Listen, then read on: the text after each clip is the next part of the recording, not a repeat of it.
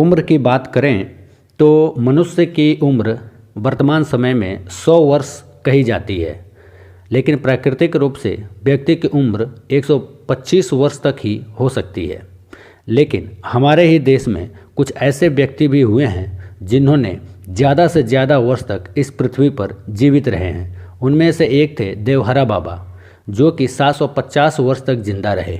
उनकी मौत सन 1990 में हुई। ऐसे ही त्रैलंग स्वामी, जिन्हें गणपति सरस्वती भी कहते हैं, उनकी उम्र 286 वर्ष की थी।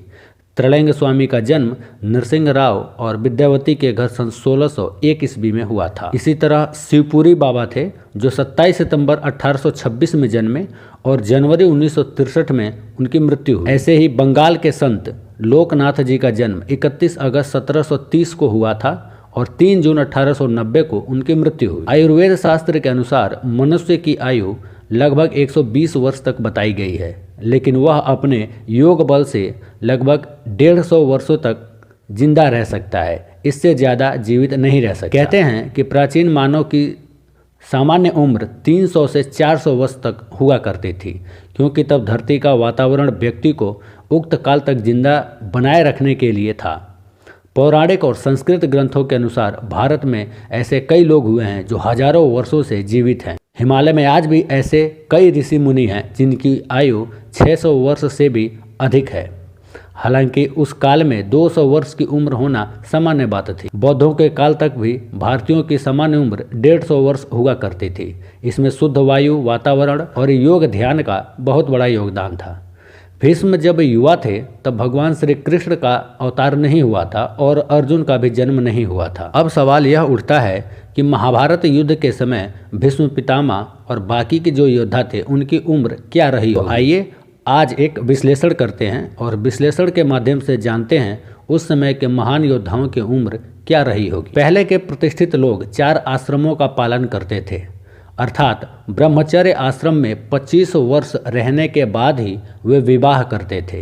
राजा शांतनु की पहली पत्नी गंगा से एक पुत्र हुआ जिसका नाम देवव्रत रखा गया। यह देवव्रत ही आगे चलकर भीष्म पितामह कहलाए। जब इस देवव्रत की उम्र विवाह लायक हुई तब उसके पिता शांतनु से युवा सत्यवती ने विवाह किया। हम मान लेते हैं कि तब देवव्रत की उम्र 22 वर्ष रही होगी।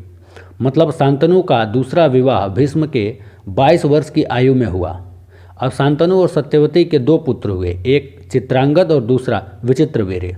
विचित्रवीर्य के बालपन में ही राजा शांतनु का देहांत हो गया था। तब भीष्म ने अपनी प्रतिज्ञा के अनुसार अपने सौतेले भाई चित्रांगद को राजगद्दी पर बिठाकर शासन किया। जब चित्रांगद बड़ा हो गया तो उसे राज्यभार सौंप दिया। उस वक्त निश्चित ही चित्रांगद की उम्र 20 वर्ष रही होगी जिस समय उसको गद्दी सौंपा गया। अर्थात चित्रांगद के जन्म के पूर्व भीष्म की आयु 22 वर्ष थी, तो उसके बड़े होने पर 22 में 20 अगर जोड़ दें तो 42 साल होती है। चित्रांगद के राजगद्दी पर बैठने के बाद उसने लगभग 8 साल तक शासन किया और गंधर्व राज के साथ एक युद्ध में वह मारा गया। तो उस समय भीष्म पितामह की उम्र कितनी होगी? 42 में 8 जोड़ दें तो पूरे 50 वर्ष होती है। मतलब चित्रांगद की मृत्यु के समय भीष्म की आयु 50 वर्ष रही होगी। चित्रांगद के बाद भीष्म ने विचित्रवीर्य को गद्दी पर बैठाया, जो अभी इस लायक नहीं था। मतलब बालपन में ही उसे गद्दी पर बैठाया गया। चित्रांगद के लगभग 28 वर्ष की उम्र में मरने के बाद उसका भाई विचित्रवीर्य राज्य शासन के योग्य अर्थात यौवन दशा को प्राप्त नहीं हुआ था। लगभग 5 वर्ष के बाद विचित्रवीर्य के प्रौढ़ होने पर उसका विवाह हुआ। अर्थात चित्रांगद के 28 वर्ष में मृत्यु के 5 वर्ष बाद विचित्रवीर्य के राजगद्दी का भार संभाला।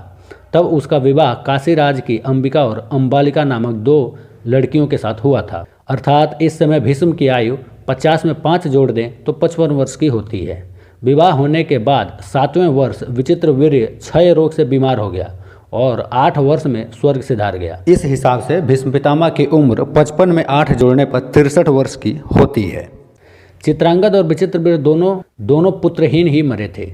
इसलिए भीष्म के समक्ष यह यक्ष प्रश्न था कि आगे किसे राज्य सौंपा जाए। तब सत्यवती ने भीष्म से कहा कि आप अंबिका और अंबालिका के साथ नियोग करके पुत्र उत्पन्न करो। लेकिन भीष्म ने ब्रह्मचर्य की प्रतिज्ञा ले रखी थी। बहुत मनाने पर भी भीष्म नहीं माने। तब सत्यवती ने अपने पराशर ऋषि के संयोग से उत्पन्न पुत्र कृष्ण द्वैपायन अर्थात वेद व्यास जी से नियोग के लिए अंबिका और अंबालिका को भेजा। वेदव्यास ने अंबिका, अंबालिका और एक दासी के साथ नियोग किया। इससे धृतराष्ट्र, पांडु और विदुर का जन्म हुआ।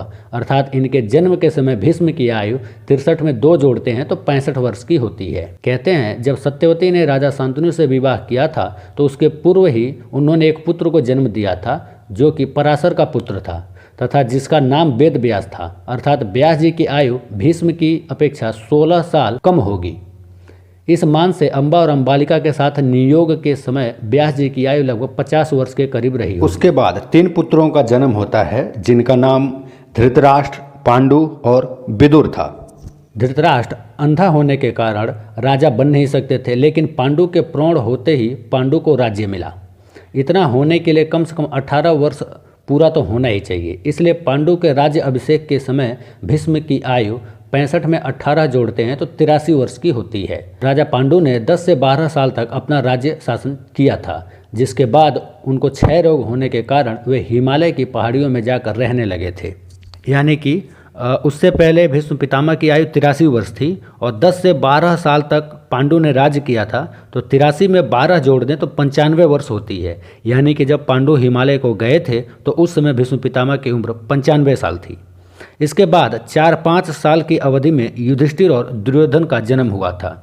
अर्थात पांचों पांडवों के जन्म के समय भीष्म लगभग 100 साल की उम्र पार कर चुके थे। युधिष्ठिर और दुर्योधन की आयु में लगभग 1 या 2 साल का ही अंतर था। विद्या प्राप्त करके जब यौवन अवस्था को प्राप्त हुए तब दुर्योधन आदि कौरवों ने शकुनी के साथ मिलकर लक्षागृह में पांडवों को जलाने की योजना बनाई, लेकिन पांडव बच गए। उस समय युधिष्ठिर की आयु 20 वर्ष के लगभग रही होगी, मतलब भीष्म पितामह की आयु 120 साल होती है। इसके बाद 10 से 12 साल तक पांडवों को कष्ट झेलना पड़ा। बाद में कुछ राज्य देने की बात हुई। उस समय युधिष्ठिर की आयु कम से कम 32 साल थी, तो भीष्म पितामह की आयु हो गई 132 साल। इंद्रप्रस्थ मिलने के बाद पांडव राज्य करने लगे। लगभग 25 साल तक पांडवों ने दिग्विजय करके राज्य वैभव बहुत बढ़ाया और राजसूय यज्ञ किया। इस समय युधिष्ठिर की आयु 32 और ये 25 वर्ष तक राज्य किया। ये जोड़ देते हैं तो 57 साल की उम्र होती है। तो भीष्म पितामह की आयु 157 साल हो गई। राजसूय यज्ञ में पांडवों के वैभव और ऐश्वर्य को देखकर दुर्योधन के मन में कटुता उत्पन्न हुई और उसने उनका राजपाट छीनने के लिए एक कपट की रचना की। दूत क्रीड़ा में हार होने से पांडवों को 12 साल का वनवास हुआ और 1 साल का अज्ञातवास। वनवास की समाप्ति के समय युधिष्ठिर की आयु 57 में 13 जोड़ते हैं तो 70 साल होती है। तो उस समय भीष्म पितामह की आयु हो गई 170 साल। वनवास और अज्ञातवास की समाप्ति के बाद कुछ समय दोनों पक्षों का बातचीत करने में निकल गया और उसके बाद महाभारत युद्ध हो गया और यह युद्ध 18 दिनों तक चला। यानी कि उस वक्त भीष्म पितामह की आयु 170 पार कर रही थी, यानी कि वो लगभग पौने 200 साल के हो गए थे जब वे महाभारत युद्ध करते हुए सरसैया पर शरीर त्याग गए। मतलब भीष्म पितामह सामान्य व्यक्ति नहीं थे, वे मनुष्य रूप में देवता वसु थे। उन्होंने ब्रह्मचर्य का कड़ा पालन करके योग विद्या द्वारा अपने शरीर को पुष्ट कर दिया था। दूसरा, उनको इच्छा मृत्यु का वरदान भी प्राप्त था, इसलिए उनकी उम्र लंबी होती गई। युद्ध के 15 साल बाद धृतराष्ट्र, गांधारी, विदुर आदि वन में चले गए। वहीं 2 वर्ष के अंतराल में उनकी जीवन लीला समाप्त हो गई। एक शोध के अनुसार महाभारत का युद्ध 22 नवंबर 3067 ईसा पूर्व हुआ था। तब भगवान श्री कृष्ण की उम्र 55 या 56 साल की थी। हालांकि कुछ विद्वान मानते हैं कि उनकी उम्र 83 वर्ष की थी। महाभारत युद्ध के 36 वर्ष बाद भगवान श्री कृष्ण पृथ्वी लोक छोड़कर बैकुंठ चले गए थे। इसका मतलब भगवान 119 वर्ष तक इस पृथ्वी पर रहे। आर्यभट्ट के अनुसार महाभारत का युद्ध 3137 ईसा पूर्व में हुआ था।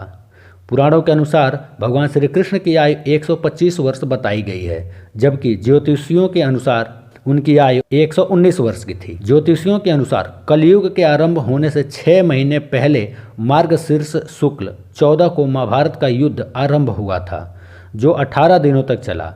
कलयुग का आरंभ भगवान श्री कृष्ण के पृथ्वी लोक छोड़ने के 36 साल के बाद हुआ था। यानी कि महाभारत युद्ध जब हुआ तो अर्जुन की उम्र 55 वर्ष की थी, भगवान श्री कृष्ण की उम्र 83 वर्ष और भीष्म पितामह की उम्र 170 वर्ष से ज़्यादा थी।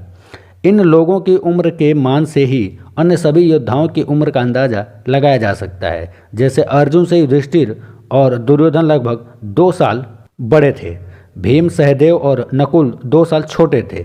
यह जो आंकड़े हैं आज के समय के हिसाब से उनकी उम्र की गणना की गई है, लेकिन महाभारत को निकले 5100 बरस से भी ज़्यादा का समय हो गया है। उस समय वातावरण बहुत ही शुद्ध हुआ करता था और समय भी काफ़ी बड़ा होता, इसलिए उनकी उम्र भी इससे भी ज़्यादा थी।